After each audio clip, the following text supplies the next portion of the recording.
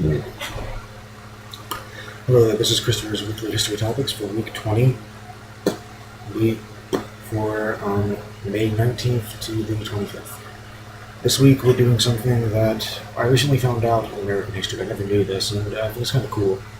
And it's a shame that he doesn't really get too much credit for it, because I find that sad. Truman actually had a fair deal program. Now, if you know your American history, you know of FDR's New Deal program before World War II. Well, Harry Truman had a fair deal program. As you know, FDR got re-elected for a fourth term, but he died in office, which got Harry Truman to be the next president of the United States. Under Truman, basically after the war, 1945, 1946, he enacted this fair deal program, we called. It was basically the name given to President Truman's domestic program. It was built off of FDR's New Deal program, but it wasn't totally like his New Deal program.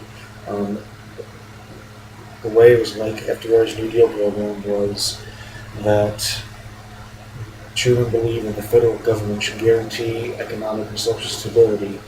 Like, even though they just got out of World War II and the war economy helped the American economy so much, Truman wanted to stabilize that, so it's not like we're doing so well during the war and then when 1945 comes around, we're going down.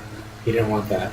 So he wanted, to keep it stable, even going up higher as the war ended in 1945.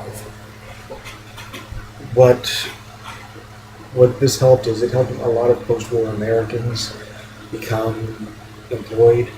Like, for instance, you have tons of military men coming home from Europe and Japan. This helped them get programs like, if they needed a job, if they wanted to get a college degree, they could use the GI Bill, stuff like that. And also, it also protected the employed and unemployed as well. It protected the employed against unfair labor practices, like, say, your boss, had horrible working conditions or wasn't paying you enough. Truman's Fair Deal made sure that wasn't the case. Truman's New Deal also, well, not New Deal, Truman's Fair Deal, I should say. Truman's Fair Deal also raised minimum wages as well in America.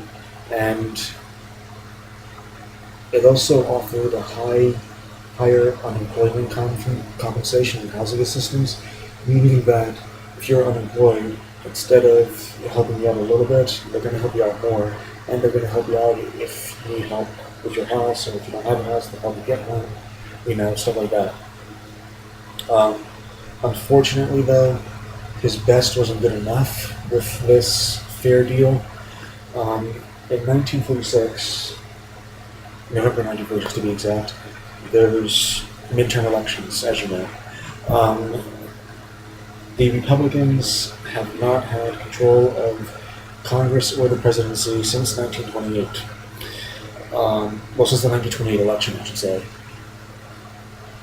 So what they want to do is they want to basically say, hey, their slogan is "had enough," meaning, hey, you've been with Democrats since 1932. Maybe it's time to get a change, and why not try us out again? We're new Republicans. We're not like the 1928 Republicans. We understand America, and we would like to help you, and we have a better idea than the Democrats. This idea actually pretty well worked for them, because despite Harry Truman's best efforts as far as getting America stable after wartime, his party lost both houses of Congress in 1946. Both the House of Representatives and the Senate went to a Republican majority. in fact, an overwhelming Republican majority, not just a low Republican majority, an overwhelming Republican majority in 1946 for both the Senate and the House of Representatives.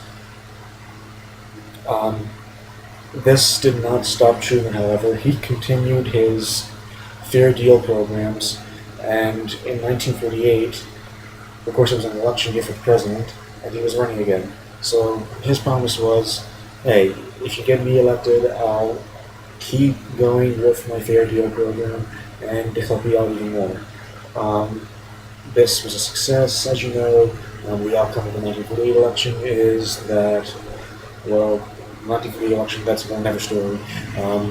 People think that, well, the press thinks that, and pollsters, that Truman is going to lose re-election and that Dewey is going to become the next president of the United States. This, however, was not true. Truman got re-elected by an overwhelming majority, and as you know, there's that famous photo of him holding up the newspaper, Dewey defeats Truman, GOP landslide,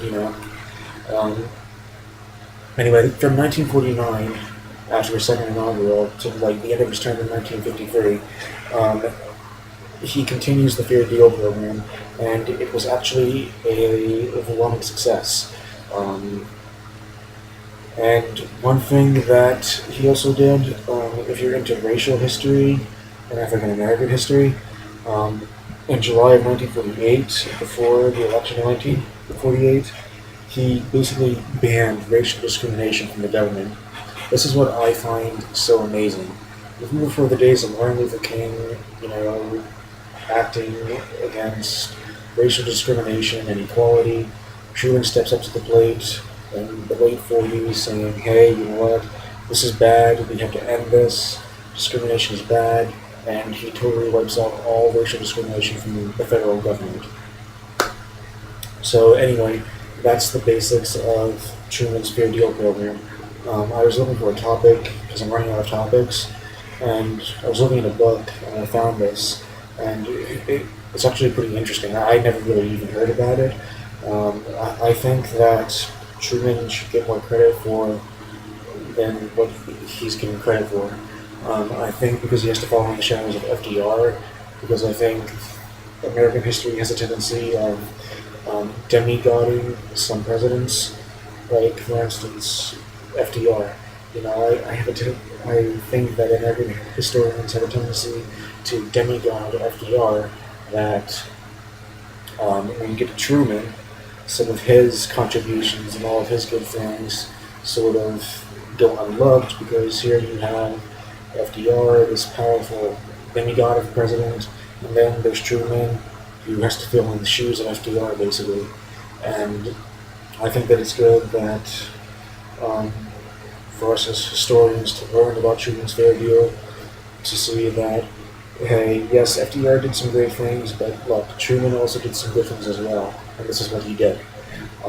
So anyway, that's it for week 20, and I will see you for week 21. Hopefully I'll find a better topic.